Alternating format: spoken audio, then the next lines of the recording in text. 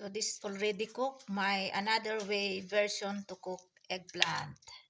You can eat with rice or chapati. So let's eat everyone. This is my lunch. Be sure to wash all ingredients before cutting or before cooking.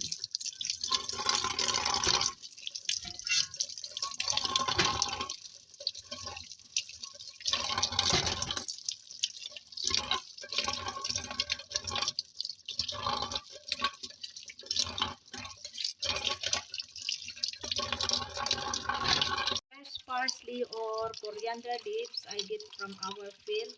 If you have a spring onion, then it's much better, but I don't have available, so I use this substitute parsley or coriander leaves.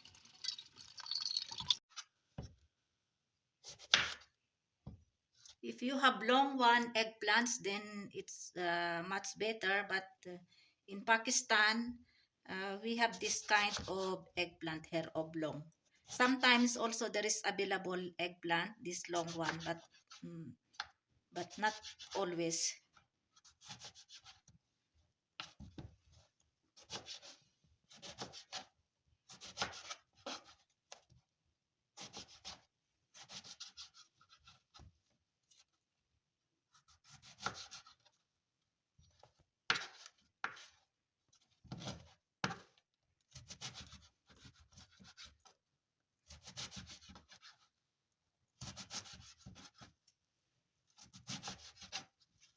Now we have to put here 2 pieces of eggplants, and then we have to put salt here and 1 teaspoon salt, and then put some water, and then we have to soak this one for 5 minutes.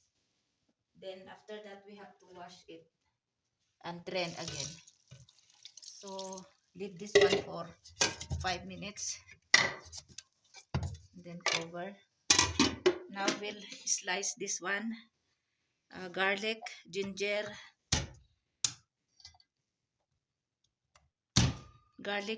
onion, and what is more here? Optional, if you have green bell pepper, you can put also, but I have only one available. I have extra before yesterday, so I will put this one.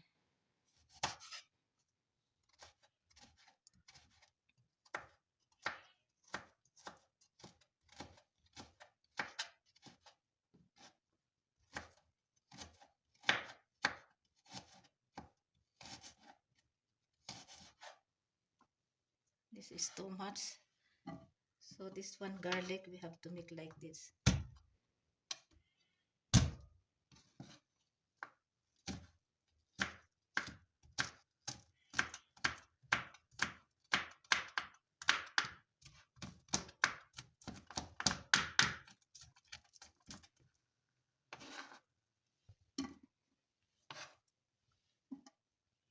And onion, we have to cut also by cubes.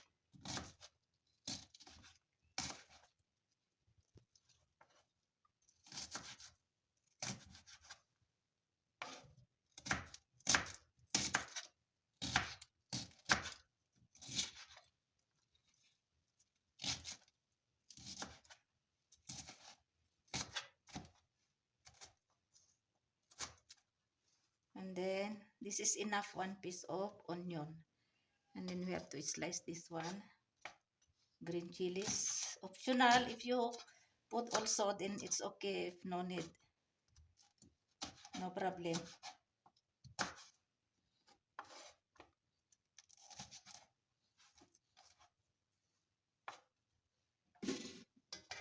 Now bitter, we have to add more garlic.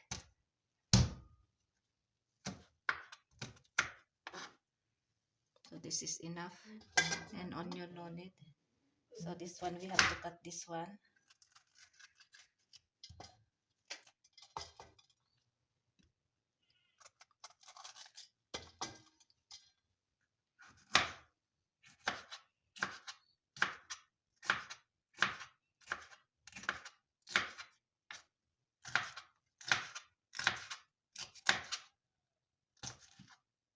And And then we have this parsley or coriander leaves.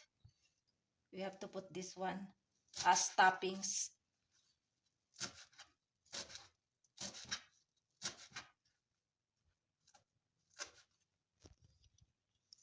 After 5 minutes of soak, now we have to remove water and we have to wash again. We have to wash again here.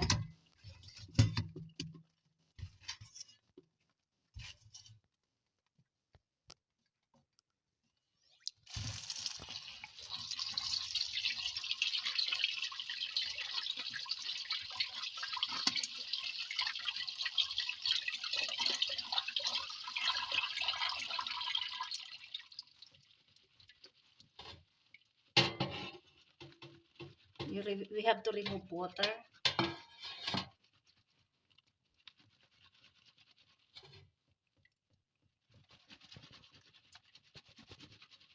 And then now we have to, so I have this all-purpose flour, 2 tablespoons of flour, and this is corn flour or cornstarch. If you have cornstarch, then you can put also.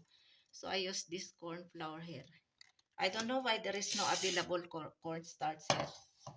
So I use here. Now we have to put this one here in. We mix together.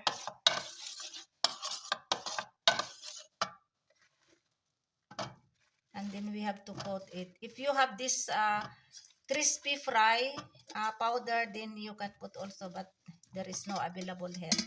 So I use this kind of substitute. Now we have to coat it. We have to mix well. Coat it with mixed all-purpose flour and corn flour.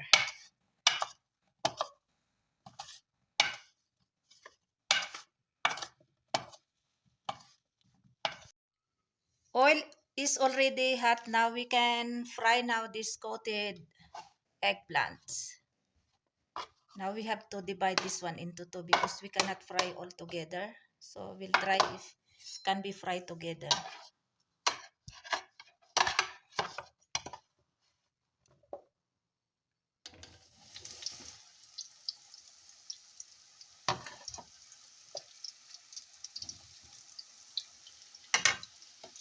Can be fried together.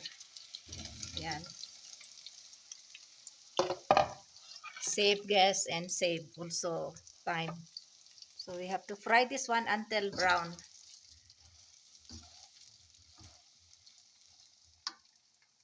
You have to adjust the flame.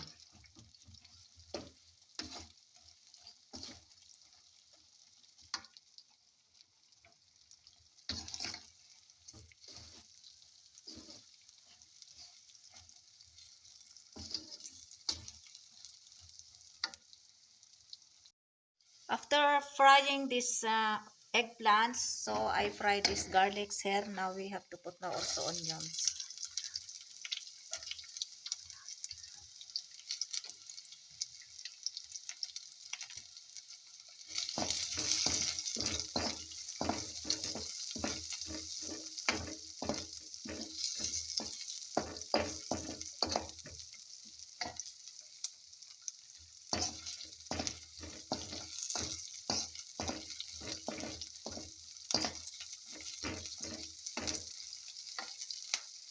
No need to brown these onions.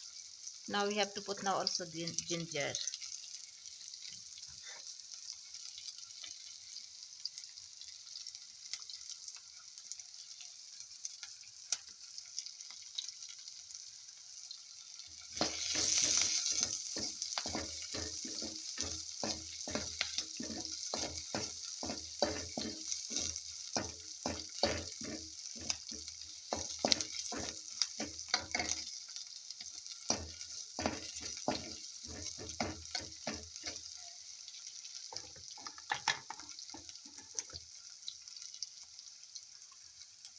You have to fry also this one, bell pepper, green bell pepper.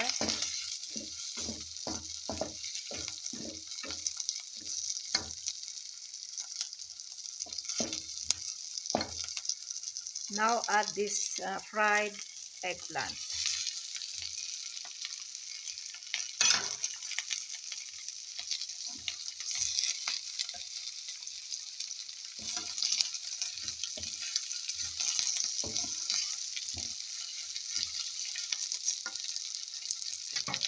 Now season with salt and black pepper powder.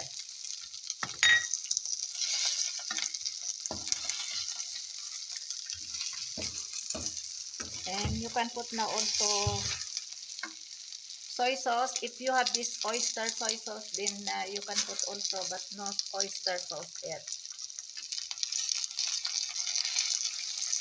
So I only put soy sauce.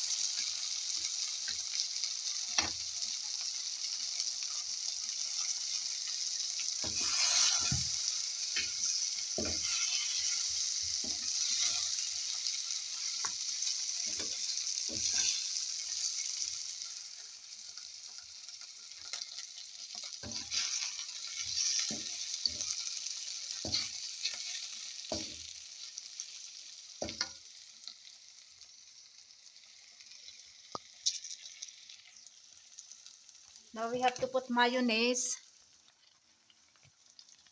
This is another version to cook eggplant.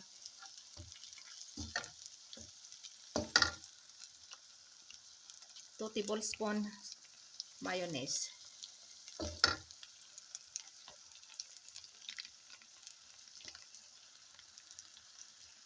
So this is enough.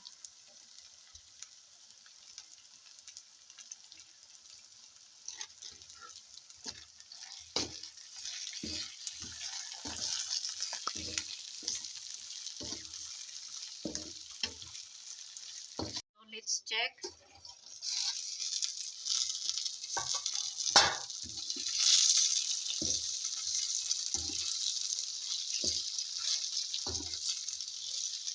Now we have to put 1 whole egg. Now we have to crack this one. And we have to put in center.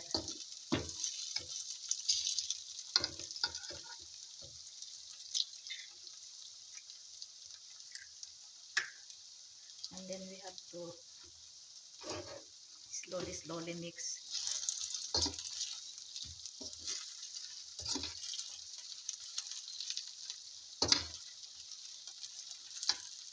You have to adjust more the flame.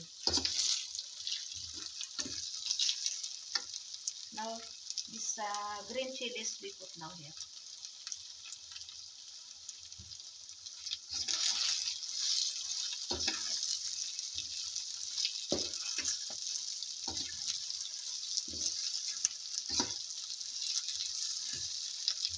Now we have to put now this parsley or coriander leaves.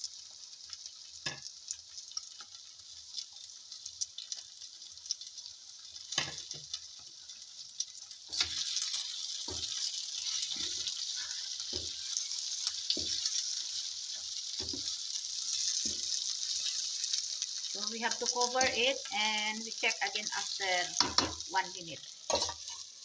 Let's check after 1 minute if salt is okay.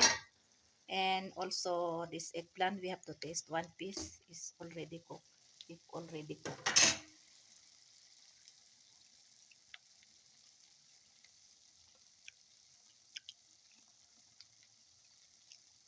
Salt is okay and already cooked. So we have to turn off now the flame. So done cooking.